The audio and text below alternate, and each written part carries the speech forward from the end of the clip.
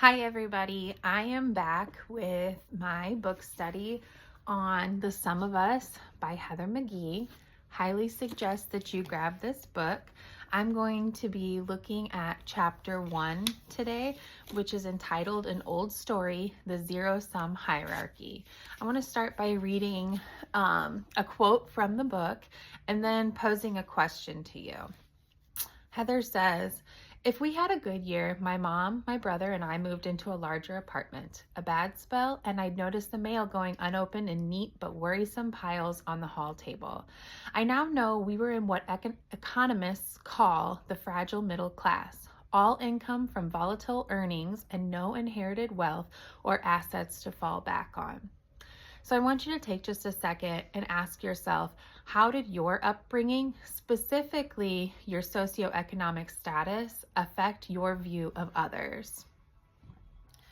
As I sit here and think about what my socioeconomic status growing up and currently make me think about others, growing up, I don't think I really considered it much. It wasn't something that was hit me in my face. I think that we grew up firmly in the middle class. I definitely think that we didn't have enough to go out to eat all the time. We didn't have enough to just go out and buy things that we needed. I think that we were maybe a little bit on the struggle side. I think that personally gives me a little bit more compassion for people in those positions. Now as a grown-up, I know that we have a lot more than other people, but we do not have enough to feel comfortable. One thing that hit me very, very close to home was when she talked about her mother making neat but worrisome piles. I do that. I do that with my mail. When I get bills and I'm like, oh, I can't pay this right now. I'm going to have to wait until I get paid. That is exactly what I do. I make a little worrisome pile and I stick it back in our mailbox to be, rediscovered later. So I think for me, it gives me a little bit of compassion for people because I know that I'm in a similar but maybe not quite as bad situation as others. So I don't think anyone should feel the way I do, and it hurts my heart to think that other people struggle more than me. I can't stand that. I can't stand that thought. But I do know that there are a lot of people who are extremely wealthy who are really out of touch with that idea. And I think that's kind of where we get our problems right now. The facts in this chapter are just undeniable that I definitely want to share some specifics. So Heather McGhee is talking about how in the mid-1960s, the American dream was achievable. I say that because it is not achievable these days. There was strong financial protections, a high minimum wage, a high tax rate that funded American research, infrastructure, and education, directly quoted from here. But in the following decades, rapid changes to tax, labor, and trade laws meant that an economy that used to look like a football, flatter in the middle, was shaped like a bow tie by her 18th birthday, with a narrow middle class and bulging ends of high and low income households. So that's enough right there. But then later she talks about the inequity era, what we're in, even before COVID-19, which is arguably one of the most difficult things that we've gone through. She says that 40% of adults were not paid enough to reliably meet their needs for housing, food, healthcare, and utilities. Almost half of working people. And then only about 2 out of 3 workers had jobs with basic benefits, health insurance, a retirement account, even one that they had to fund themselves, or paid time off for illness or caregiving. Take a second and just digest that information. Just think about that.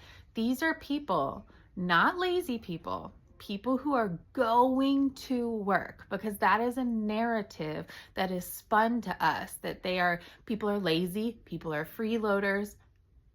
These are working people who do not make enough money to reliably have housing and food and utilities.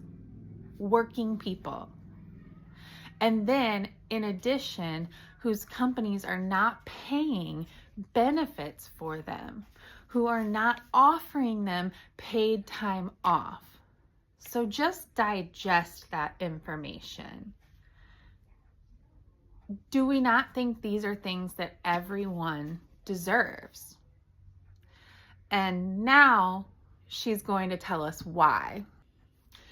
So as we move on from that terrifying information, I want you to hear why we're in this position. Heather says, money is still being made. The 350 biggest corporations pay their CEOs 278 times what they pay their average worker, up from 58-to-1 ratio in 1989. And nearly 24 companies have CEO to worker pay gaps of over 1,000-to-1. The richest 1% own as much wealth as the entire middle class. What this shows us is there is still money that is being made, but it is not being funneled to the people who are doing the hard work at the middle and the bottom of a company structure. It is being funneled to the top disproportionately. So we do not have regulations about what workers can make in comparison to the CEOs of companies. So this has grown drastically, and so the money is all being funneled to the top. So why then do people blame those folks at the bottom for their problems? This is a question she poses. Why do so many people seem to blame the folks in line for the American dream, the folks last in line for the American dream, Black and brown people and new immigrants who just started to glimpse the American dream when it became harder to reach? Okay, so think about that. In politics right now, we are blaming immigrants. It seems to be the biggest problem. Why do we blame immigrants for problems in our country as it comes to wealth, money disbursement, everything like that? Why are we blaming this class of people versus the people at the top of the pay structure who are taking wealth from others, who are part of the 1% that holds all of the wealth the same as the middle class? So go ahead and ponder that. McGee goes to meet with Norton and Summers, two Harvard Business School professors, and they are interested in why white people feel that they were being left behind, particularly in the era of Barack Obama's presidency. And what Summers says is that it turns out that the average white person views racism as a zero-sum game. If things are getting better for Black people, it must be at the expense of white people. So another question posed to you: if things are getting better for minorities, do you think they're taking away from white folks? And why do you feel that way? This zero-sum idea is deeply rooted in the history of our country. So it's not coming out of thin air. It does come from a past where the zero-sum idea was reality. So I'm going to read another direct quote from this chapter.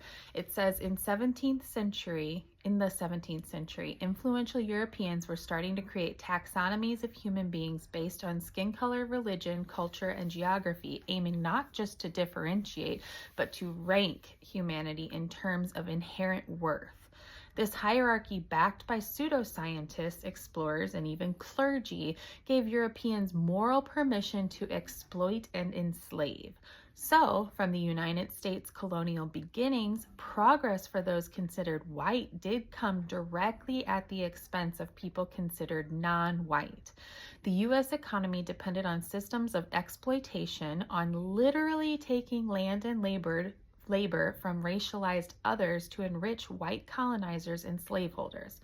This made it easy for the powerful to sell the idea that the inverse was also true, that liberation or justice for people of color would necessarily require taking something away from white people.